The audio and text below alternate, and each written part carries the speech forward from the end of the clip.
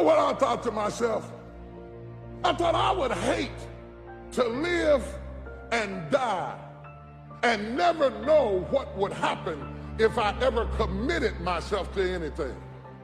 Some people have never thrown their whole self at nothing. Not at school, not at work, not at marriage. Oh my God, you've had 1 foot in and 1 foot out of every dream all of your life, and you've never seen what you could be if you ever really connected and threw everything. And that's what's going to make your death so sad. That's what's going to make it so sad, is that you never lived first. You never fully engaged. You never fully studied. You never fully invested in anything or anybody. You want to get something that you are not willing to give. You have never been joined. You just wore the dress, got the plaque, they threw the rice, you took the job, but you've never seen what you could be if you threw your whole self at your dream. Reciprocity. What do you give back for what you get? Without reciprocity, no relationship will ever reach its apex, because you're not fully invested in anything you do, and you're getting older, and you're running out of time and running out of excuses and running out of people to blame. Wonder what would have happened in school if you'd been committed. Wonder what would have happened in your marriage if you'd been committed. If you'd have really thrown your whole self. You've always been casual and never been committed. Your life is a false advertisement. Your whole life is a facade. The whole thing is a fake. The whole thing is a front. Your whole life is a camouflage suit. And now you're getting older, and you'll never get to see what you could have been, because the cost of getting to see it is a commitment that you've never been willing to pay. You're trying to get somebody to fall in love with a you that you've never discovered yourself. You come to the altar and you raise your hand and you say, Lord, I give myself to you, but you don't. You marry somebody and say, you can count on me, I'll be there through the thick and the thin, for better, for worse, for richer and poor, in sickness and health. You didn't mean it. Half studied, half worked, half labored, and then wonder why I thought I'd be further than I am at the age. Let me tell you why you are not further. It is not the devil, it is not witches, it is not demons, and it's sure God ain't haters.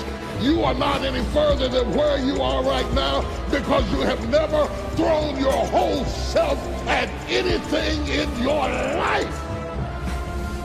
And you think greatness goes on sale, but true quality never goes on sale. Greatness costs what it costs. Decide that you're going to become the active force in your life. Decide that you're not going to go through life feeling like a victim. Decide that when things become challenging, and they are, that you're not going to personalize it, that you're going to look at it and you do whatever you must do in order to work things out and learn from it. Learn from it. That's the key. Promise yourself you'll read the books until your skills change. You'll go to seminars until you get a handle on it. You'll listen to it until it makes sense. You'll go for it until you understand it. You'll practice it until you develop the skill. Never give up until, however long that is, step by step, piece by piece, book by book, word by word, apple by apple, walk around the block, go for it. Don't miss the chance to grow, and resolve that you'll pay the price until you learn, change, grow, become. Then you'll discover some of life's best treasures when you pay that price. In life, you will always be faced with a series of God-ordained opportunities, brilliantly disguised as problems and challenges.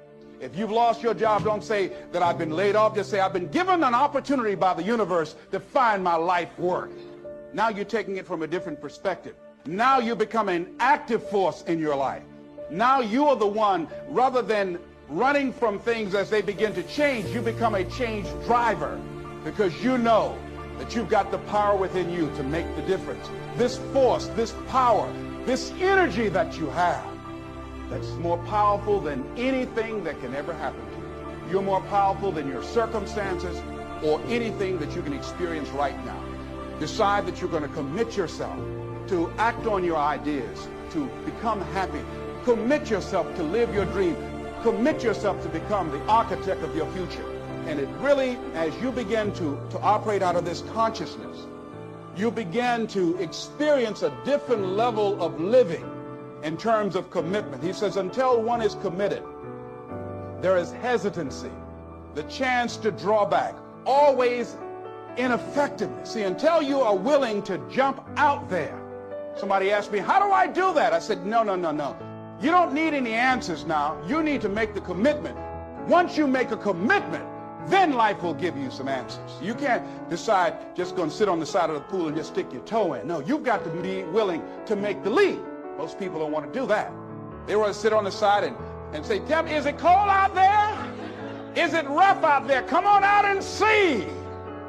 See, no, you want to decide to make that commitment, because then that's when you become involved in the learning process.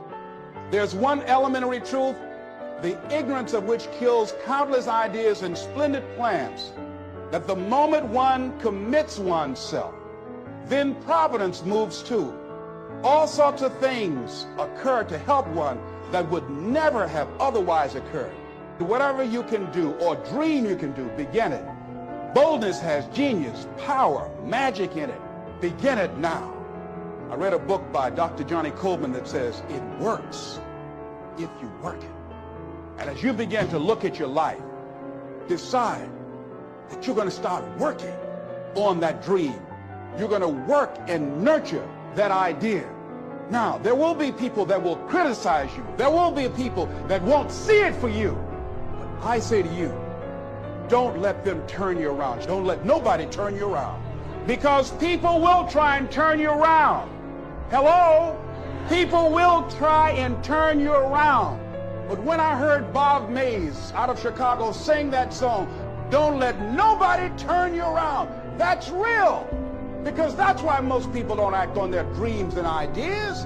That's why most people, when I'm talking with kids that are in institutions, and I said, what happened? Why did you give up working hard and making good grades? Well, they started teasing me. And they allowed that peer pressure to cause them to scale down their dreams and their ambitions. They started following the crowd. That's why many people don't do the things they want to do. A friend of mine, he wanted to become an actor all his life. He let someone convince him, you can't become an actor. You go out to Hollywood, they'll swallow you up. It's too competitive. Thousands of unemployed people out there. But then another friend of mine, Sheila Hall, and she decided at age 42, I'm going to live my dream. Her son graduated from high school. She decided to make the plunge, to go to Hollywood. Quiet person, never had any experience in the area. And because she decided to make the commitment, she is now working on a one-woman show. And she's been getting support from everywhere because she was willing to make the commitment. This other guy is far more talented and skillful, but he wasn't willing to make the commitment. So he goes to work every day to a job that's making him sick because he doesn't have the guts or the boldness to stand up in life and say, I'm going to live my dream. I'm going to commit myself to live out what's in me. I heard Dr. Johnny Youngblood say, I must live what's in me. I said, why do you do this? He said, I got to do it. I got to do it. I'm saying, find something in your life that you say, hey, it might not work out, but I got to do this. Why? Hey, it's the one thing I love. It's my peace. It's my thing. You don't understand it? It's all right. You better be committed or you ain't gonna make it. If you're not committed, you're not gonna make it. You have to be committed. Through the storm and the rain and the heartache and the pain and the disappointment, you have to believe in the we and the us and not the me and the you, or you're not gonna make it. It's a commitment. It's not a feeling. Y'all don't want to hear real truth. You want to hear fairy tale, Hollywood, shake and bake stuff. But in reality, it's a commitment.